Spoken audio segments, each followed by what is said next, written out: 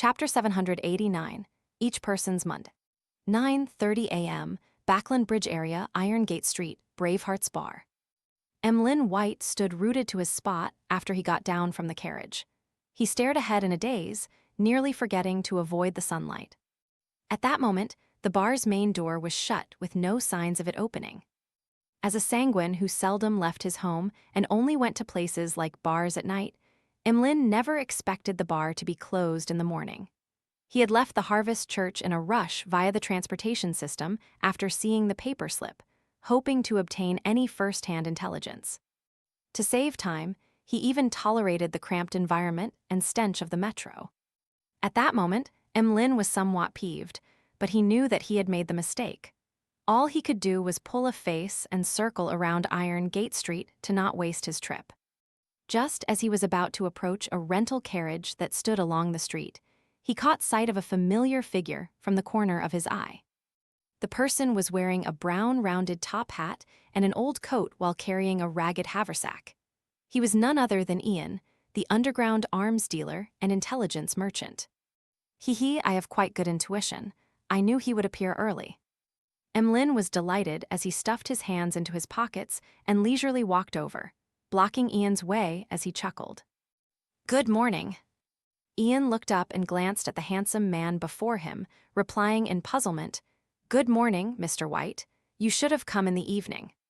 "It seems to be a suitable time now," Emlyn said with a smile, clearly in a good mood. "Ian, why do you always wear the same clothes and outfit every time I see you?" Ian answered without minding the question. "This can make me appear more mature while allowing me to keep a low profile. Of course, the main reason is that I lack money." The final sentence was added with a joking tone.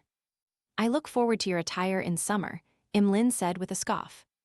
"I'll take off my coat." As Ian spoke, he took out 2 pieces of paper from his ragged haversack. They were the bounty notices that Emlyn had previously given him.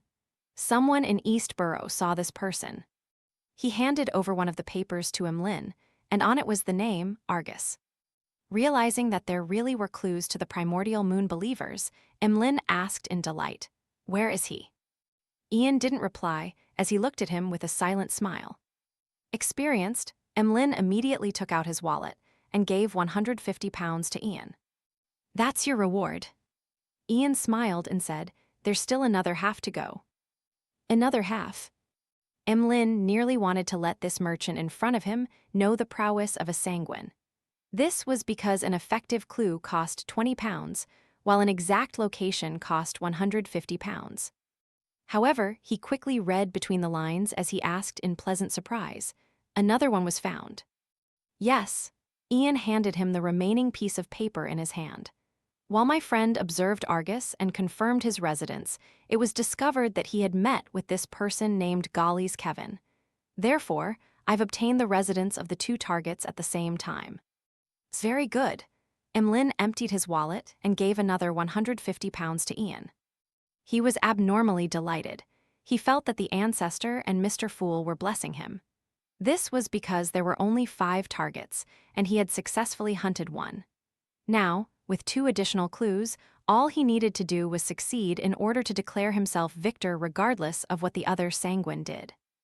Ian seriously counted and checked the notes before saying with a suppressed voice, "Argus is on the 3rd story of the apartment block at East Borough's 6 Limestone Street, opposite the public washroom. Golly's Kevin is similarly in East Borough. He stays in the room beside the staircase on the 1st floor at 19 Beluga Whale Street. I will confirm your intelligence. I believe you wouldn't wish to abandon your business for a mere £300. Emlyn nodded gently as he gave a warning. Following that, he chuckled and said, "They were found so easily." Ian's red eyes darted around slightly as he said, "First, many bounty hunters are my friends. They have many informants in East Borough. Second, those 2 gentlemen didn't have great disguises. Despite being in East Borough, they wore very different attire from the people around them. If they were willing to wear more ragged clothes and did more than 12 hours of labor work, I believe they would be hard to find in the messy East Borough. Is that so? One needs to take note of the difference in environment when hiding oneself." Emlyn muttered silently to himself, feeling as though he had learned a new trick. he didn't plan on heading to Eastborough immediately. This was because even if he took action in the day, it would be very difficult to escape without causing a commotion. It was a rather dangerous act in Backland, as it meant that the mandated punishers or nighthawks might come knocking at the door just after he sneaked back home. Emlyn planned on verifying the situation and taking action between 8 to 9 in the evening after the tarot gathering. The primordial moon believer from before was quite strong. These two likely aren't weaker. Although I have confidence, it feels unsafe only relying on myself. As Emlyn considered the problem, he waved his hand and bade Ian farewell. He rode on a rental carriage, heading back for the south side of the bridge. East Chester County, Stone City.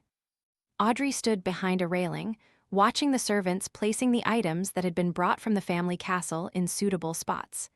The scene was bustling but orderly. I'll send someone to Associate Professor Michelle later and tell him that I'll be paying a visit to the Relic Search and Preservation Foundation. I hope that they've obtained some items that have been tainted with beyonder effects. As Audrey's mind wandered, she couldn't help but smile. She was proud of her decision of donating the funds to establish the foundation. When her eyes that were as beautiful as emeralds saw the time on the wall clock, she hurriedly reined in her thoughts and turned to return to her bedroom. Susie was slumped in a corner of the bedroom. Its front paws were crossed, giving it a sense of elegance. In front of it was an opened book. There were dense lines of text written on it. Susie would raise one of her front paws from time to flip the page, as she read with great seriousness. Every time I see Susie like that, I feel a little ashamed. Audrey, you mustn't slack off on your education. Audrey encouraged herself in silence as she approached, planning to get Susie to head outside to guard the door. Susie looked up and glanced at Audrey before standing straight up, saying, "I got it." After saying that, it briskly ran out the bedroom without closing the door. "I haven't said anything." Audrey blinked as she softly muttered to herself. She had given such instructions many times. To prevent Susie from detecting that she wanted to be alone in the room from 3 to 3:30 p.m. on Mondays, forbidding humans and dogs from coming close, she had also done similar matters at other times, pretending that there was a gathering, wanting alone time while maintaining an irregular pattern. I have to say that Susie's existence has effectively raised my motivation to learn, as well as how strictly I handle matters. I can't be inferior to a dog, but being better than this dog doesn't seem to be something worthy of praise. Audrey puffed her cheeks with a self-deprecating comment as she sat by her bed, awaiting the beginning of the tarot gathering. 3 p.m. above the gray fog. Dark red figures shot up along the two sides of the long bronze table, materializing into different blurry figures. "Good afternoon, Mr. Fool Tilda," Audrey's greeted with a cheery voice as she bowed. The other members greeted one after another, until the existence at the seat of honor nodded in response. While sitting down, Fours couldn't help but look at Mr. World, wondering what she should use as an opening. Apart from passing on her teacher's reply to Ma'am Hermit, she planned on doing a few matters. One, she wanted to tell Mr. World that due to the difficulty of the mission, she would pay him more, but it required him to wait. This was because the sale of the houses took time. Second, after brainstorming, she thought of a good way that could earn money and raise her strength. She had gained inspiration from the world's actions. Rent out Leymano's travels. When a member needed an item to temporarily raise their combat strength to deal with certain situations, they could rent Leymano's travels from her. The rent could be paid in two forms: cash which wasn't too expensive, or to record beyonder powers instead. This also meant that the renter had to guarantee that the spellbook was returned with more filled pages. Of course, as the provider, Fours would record useful apprentice powers like door opening, providing the renter with relevant help. A problem that could easily happen in this transaction was that the renter might not return it. But with Mr. Fool witnessing these exchanges in the Tarot Club, Fours believed that no one would be blinded by greed. And the death of the renter was a low probability event for losing Leymano's travels. But with everyone knowing that they could pray to Mr. Fool in times of danger, death was an even smaller probability. How can there not be any risks when doing business? I will talk to Mr. World about when he will use it so that there won't be any conflicts. Fors retracted her gaze and heard Ma'am Hermit speak.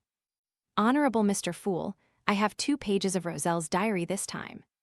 Ever since contact was made with Queen Mystic, the receiving of diary pages has stabilized in a rather terrifying manner. Klein nodded slightly and chuckled. Very good. After a brief silence, Katlia conjured 2 yellowish-brown pieces of paper. They leaped into Mr. Fool's palms as if they had tunneled through the spirit world. Klein slowly lowered his gaze at the diary in his hands. 29th December, it's almost a new year again. All the mausoleums have been built. What's done cannot be undone.